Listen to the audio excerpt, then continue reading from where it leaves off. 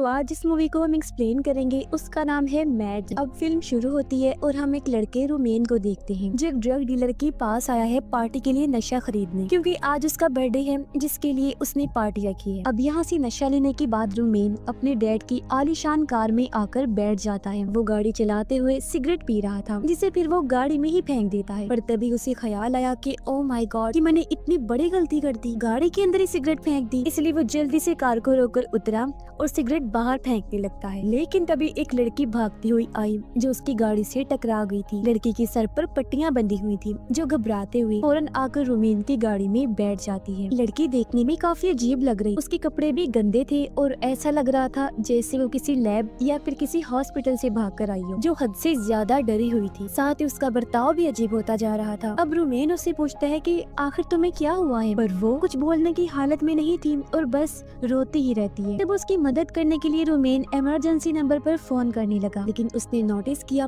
कि पुलिस के नाम से लड़की और घबरा रही है, तो उसने फोन बंद कर दिया और वो खुद ही लड़की को ड्रॉप करने का फैसला करता है। मगर वो ये तो जानता ही नहीं था कि उसे ड्रॉप कहाँ करना है। और तो और वो भी कुछ बोल नहीं रही थी, बस रो ही जा रही थी। अब रोमेन गाड़ी लेकर निकल गया। वो बीच बीच में भी उससे बात करने की कोशिश करता है मगर कोई फायदा नहीं होता। कुछ देर बाद लड़की एक रिकॉर्डर निकालती है जिसके अंदर कुछ कमांडोस ये बोल रहे थे कि हम जिस सब्जेक्ट लड़की पर एक्सपेरिमेंट तजुर्बा कर रहे थे, जिसका नाम हमने C39 रखा था, वो भाग निकली है। उसकी उम्र 25 साल है। अब लड़की उसे ये समझाने की कोशिश कर रही थी कि ये मेरे बारे में बात कर रही है, यानी सच में वो किसी एक्सपेरिमेंट का हिस्सा थी। मगर जाहिर है रोमेन को कुछ समझ नहीं आता और अब अचानक लड़की पागलों जैसी हरकतें करने लगी। वो अजीब तरह के इशारे करते हुए गाड़ी में अपना सर मारने लगती है। उसके पास एक चाकू भी था जिससे वो खुद पर वार करने लगी। हालांकि रोमेन उसे रोकने की कोशिश करता है लेकिन वो नहीं रुकी, बल्कि उस पर ही गिरकर अपना खून रोमेन पर लगा देती है और तभी वो सीट पर गिर गई, अपना दम तोड़ देती है। ये देख रोमेन पूरी तरह घबरा गया क्योंकि उसे कुछ समझ ही नहीं आ रही थी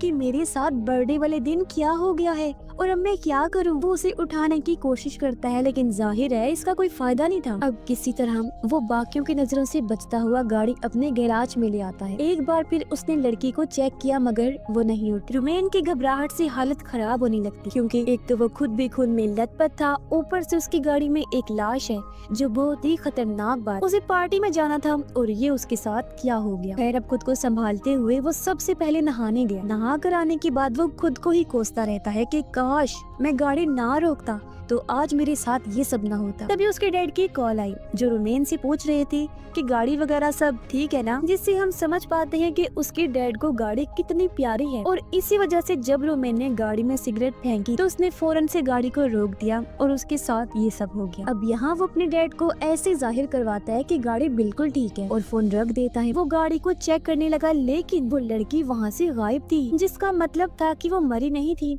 बस उस टाइम जख्मी होने की वजह से बेहोश हो गई। और ये बात काफी चौंका देने वाली थी कि इतना जख्मी होने के बाद भी वो जिंदा कैसे थी और उसमें इतनी ताकत कैसे बाकी रही कि वो उठकर भाग भी गई। इसका जवाब हमें आगे पता चलेगा। और यही चीज सोचकर रोमेन भी उसे ढूंढने लगा मगर वो उसे कहीं भी नहीं मिलती। तभी दरवाजे पर कोई आ जाता है। रोमेन जब चेक करने गया तो वहाँ उसकी दोस्त थी जिसका नाम एना होता है। और क्योंकि रोमेन की बर्थडे थी तो एना उसके साथ टाइम गुजारना चाहती थी ताकि उसे अच्छा लगे, लेकिन घबराहट की वजह से वो एना को रोककर फिर से लड़की को ढूंढने लगा और एना बाहर चली जाती है सिगरेट पीने के लिए। रोमेन को लगा कि वो नाराज है, इसीलिए वो एना को अपने पास बुलाता है। वो कहती है कि मैं तुम्हें पार्टी के लिए लेने आई थी मगर तुम तो उल्टा ही बर्ताव कर रही हो मेरे साथ। उसे रोमेन पर शक भी हो रहा था कि क्यों इस तरह की हरकतें वो कर रहा है। रोमेन उसे समझा बुझाकर वहाँ से भेजने लगा कि तभी रोमेन के बाकी दोस्त भी आ जाते हैं उसे लेने के लिए, मगर वो सिर्फ एना को ही उनके साथ भेज देता है ये कहकर कि मेरी तबीयत थोड़ी खराब है, मैं बाद में आऊंगा। और अंदर जाकर सीसीटीवी कैमरास में लड़की को ढूंढने लगता है मगर वो उसे फिर भी नहीं मिली। इसलिए वो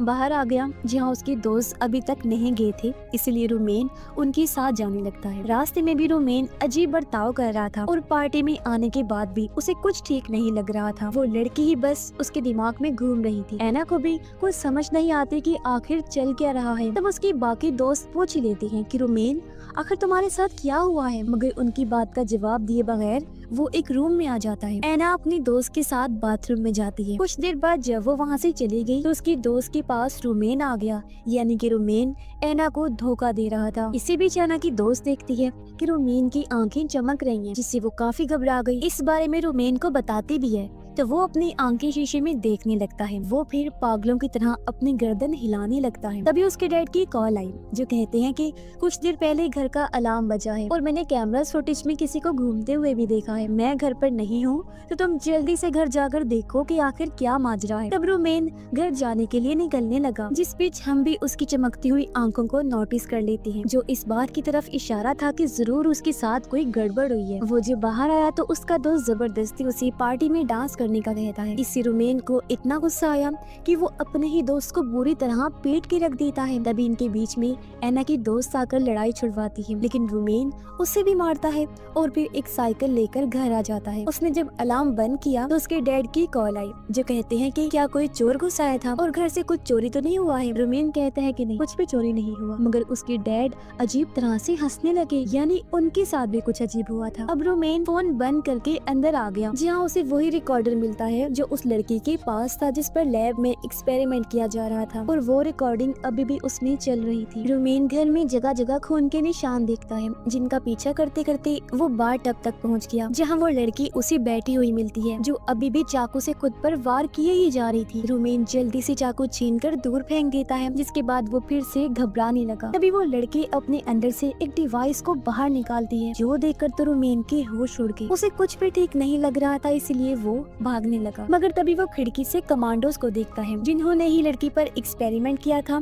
और वो उसे ढूंढते हुए यहाँ आ गए थे। वो अब लड़की को ले जाने लगते हैं, मगर उन्हें पता चल गया था कि घर के अंदर कोई और भी है, और इस बात का एहसास होते ही कि वो मेरे बारे में जान गए हैं, रोमेन भागने लगता है। वो अचानक पागलों की तरह हरकतें करने लगा, जैसे कि जोर जोर से हंसने लगता है। वो फिर रोड पर बैठकर पहले खुद को काटता है, फिर जमीन को चाटने लगता है और उल्टी तरफ चलने लगता है, जो देखकर कमांडोस उसे भी अपने साथ ले जाने लगते हैं। अब ऐना रोमेन को कॉल करके उससे बात करने की कोशिश करती है, मगर उससे तो कोई और ही बात कर रहा था, जो जाहिर है कमांडोस थे। मगर ऐना उन्हें रोमेन समझकर बात करती रहती है। वो कहती है कि तुमने जिस लड़के को मारा था उसकी गर्दन की हड्डी टूट गई है, आखिर तुमने कैसे इतने जोर से उसे मारा। अब कमांडोस उससे पूछते हैं कि तुम कहाँ जा रही हो, तो वो उन्हें बता देती है और एक टैक्सी के जरिए जाने लगी, मगर उसका भी बर्ताव अजीब होना शुरू हो गया था। वो बिल्कुल वैसे गर्दन को हिलाने लगती है जैसे पहली बार रोमेन ने हिलाई थी, यानी कि उसकी भी हालत खराब हो जाती है। तभी ऐना के पास उसकी दोस्त की कॉल आई।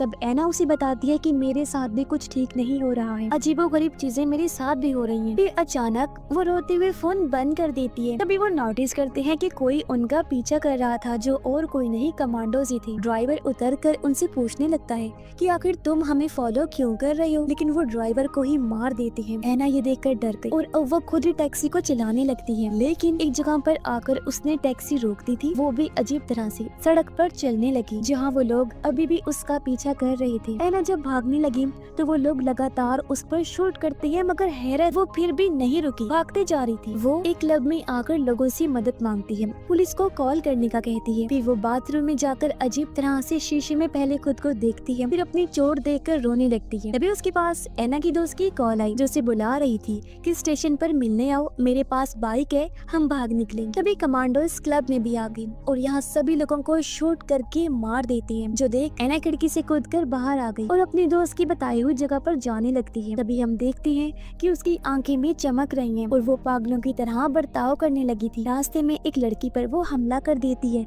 बुरी तरह उसे पीटने लगी और अपना खून भी उस पर लगा देती है। फिर आगे बढ़कर वो एक लड़के की साइकिल चुराकर वहाँ से भागने लगी। लड़का उसे रोकने लगता है, मगर वो उसे भी मारकर तालाब में फेंक देती है और जाने से पहले कहती है कि आई एम सॉरी, ये मैंने जानबूझकर नहीं किया, पता नहीं मेरे साथ क्या हो रहा है जो मैं ऐसी हरकतें करने पर मजबूर हो रही हूँ। तभी हम देखते हैं कि पूरे शहर में सायरन बज रहा है, यानी कि शहर के अक्सर लोगों के साथ इस तरह की अजीब चीजें हो रही हैं। फिर ऐना अपनी दोस्त के पास पहुँच गई। उसकी हालत देखकर वो उसे जल्दी से बाइक पर बैठा लेती है, पर वो अजीब तरह से अपना खून उस पर भी लगाने लगी, जो देखकर ऐना की दोस्त उसी बाइक से नीचे गिरा देती है। उसने देखा कि ऐना जानवरों जैसी हरकतें कर रही है, इसलिए वो भागकर उससे दूर आ गई। तभी उसकी दोस्त के पास उसकी मॉम की कॉल आई, जो कहती है कि शहर में कुछ बहुत ही अजीब हो रहा है और मेरी व्हील चेयर एक जगह पर अटक गई है। ये सुन वो जल्दी से अपनी मॉम को बचाने के लिए जाने लगी, पर हम देखते हैं कि एना लगातार उसका पीछा कर रही है। वो इतनी तेज भाग रही थी जैसे कोई बाइक हो, यानी उसकी स्पीड बहुत तेज थी, जो चीज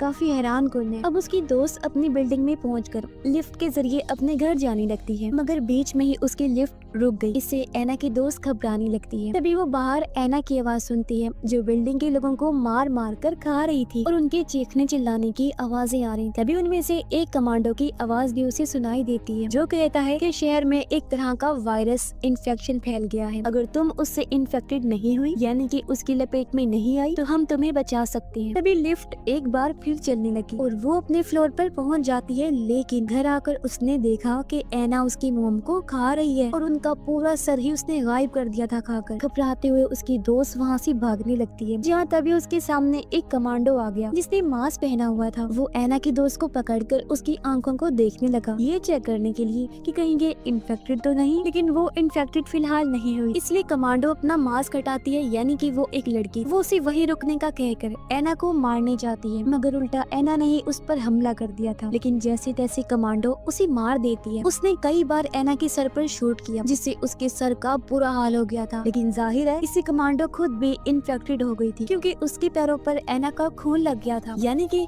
अगर इन्फेक्टेड इंसान का खून नॉर्मल इंसान की जिल्द पर कहीं भी लगे तो वो भी इन्फेक्टेड हो जाता है, जिसका मतलब साफ है कि ये वायरस बहुत ही खतरनाक है और इतनी तेजी से फैलता है। और इन्फेक्टेड इंसान पूरी तरह वायरस फॉर्म में आने के बाद हद से ज्यादा खतरनाक बन जाता है। अब कमांडो एना की दोस्त को कहती है कि अगर तुम भी डायरेक्ट इन्फेक्टेड के पास नहीं गई तो तुम इन्फेक्टेड होने से बच सकती हो। मगर हम जानते हैं कि वो रोमेन के करीब आई थी और उस पर एना का खून लगा था, यानी कि वो भी इन्फेक्टेड हो जाएगी। मगर उसने ये बात कमांडो को नहीं बताई, क्योंकि उसे खुद ही समझ नहीं आ रही थी कि ये सारा माजरा क्या है। अब कमांडो उसे ये भी बताती है कि तुम उसी जगह पर रहो जहाँ अंधेरा हो, क्योंकि इन्फेक्टेड लोग रोशनी की तरफ तेजी से खींचे चले जाते हैं। फिर वो उसे गन देकर कहती है कि यहाँ से भाग जाओ, क्योंकि कुछ देर बाद मैं इन्फेक्टेड बनकर तुम्हें नुकसान पहुँचा सकती हूँ। फिर कमांडो उसे दूसरी तरफ मुँह करने का कहती है और वो फिर खुद को शूट करके मार डालती है, जिससे अब हमें समझ आती है कि क्यों ये कमांडोस सभी इन्फेक्टेड का खून लगे लोगों को मार रही थी, क्योंकि वो नहीं चाहती थी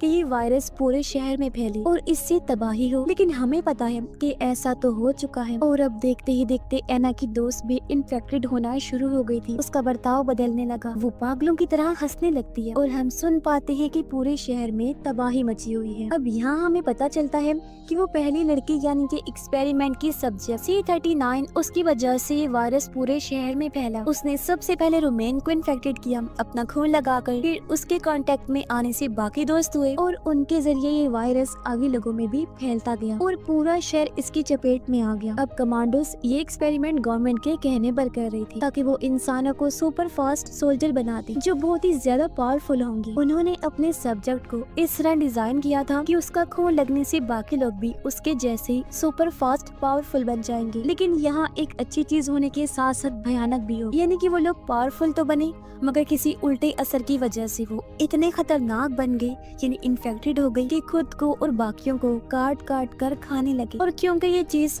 हर तरफ फैल गई है तो जाहिर है इसे रोक पाना बहुत मुश्किल होगा। मगर ऐसा हो सकता है कि कमांडोस इसका कोई हल खोज लें, जिससे वो इन्फेक्शन को, वायरस को रोक सकते हैं। आपको क्या लगता है? इस बारे में अपनी राय का इजहार जरूर कीजिएगा। और इसी के साथ इस फिल्म की कहानी यहीं पर खत्म हो जाती है।